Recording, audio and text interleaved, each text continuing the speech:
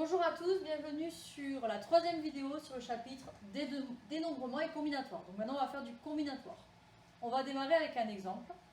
Imaginons, on fait un lancer de basket. Donc soit je vais marquer le panier, soit je ne vais pas le marquer et je vais lancer 3 fois.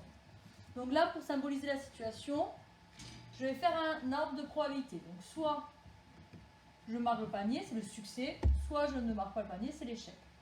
Comme je fais l'expérience 3 fois, ici, nous allons avoir ici ce schéma qui va se reproduire et qui va permettre de dénombrer le nombre de possibilités. Et là, on va comptabiliser le nombre de succès. Alors, sur la première branche, nous voyons que nous avons 3 succès. Ici, sur la deuxième, nous avons 2 succès. 2 succès, un seul, 2, 1 et 0. On se rend compte, par exemple, si on s'intéresse au fait d'obtenir 2 succès parmi les 3 lancés, qu'on va avoir ici 3 chemins possibles. En effet, ici, ce qui va se passer, c'est qu'on peut soit réussir les 2 premiers et rater le dernier, soit réussir le premier, rater le second et réussir le troisième, et ainsi de suite. C'est ça exactement le combinatoire, c'est le fait de calculer le nombre de succès parmi un certain nombre. De la même façon, on se rend compte qu'ici, obtenir un succès parmi les 3 possibilités, on a 3 chemins. Donc en fait, on va s'intéresser à la valeur qui va compter le nombre de succès parmi un certain nombre. Et ceci, on va le noter. Si je note comme ceci, 3 parmi 2. C'est ce qu'on va appeler un coefficient binomial. Donc ce coefficient binomial va nous permettre de savoir combien on va avoir de dispositions de 2 succès parmi 3. Alors, ça va beaucoup nous intéresser, notamment lorsqu'on va faire une évaluation, par exemple avec un QCM. Si vous avez obtenu 14 sur 20, vous savez que vous avez pu peut-être réussir les 14 premières, soit les 14 dernières, soit un enchaînement. Donc, on va calculer le nombre de possibilités que l'on va avoir. Et ceci, c'est le coefficient binomial dont on va voir les propriétés par la suite. Donc ici, ce coefficient binomial, on va le noter P parmi N.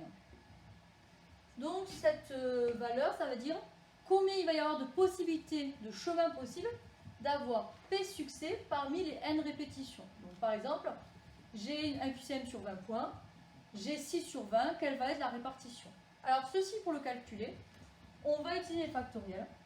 C'est la formule suivante. Donc ça va être N factoriel sur P factoriel, N moins P factoriel. Alors pour voir toutes les propriétés sur les factoriels, je vous invite à regarder la vidéo numéro 2 sur ce chapitre.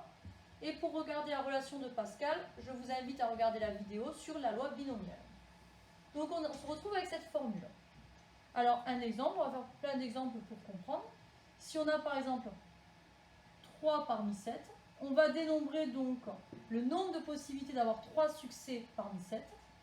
Ça sera 7 factoriel sur donc 3 factoriel fois 7 moins 3 factoriels qui font 4 factoriel. Donc ici, on va simplifier le 4, il va nous rester ici 5 fois 6 fois 7 sur 3 factoriel. Donc là, ici, ça va nous faire 5 fois 6 fois 7 sur 6. Et donc ici, on va avoir 35. C'est-à-dire qu'on va avoir 35 possibilités d'avoir 3 succès parmi les 7. C'est ce qu'on va appeler le combinatoire. Bonne journée à tous, au revoir.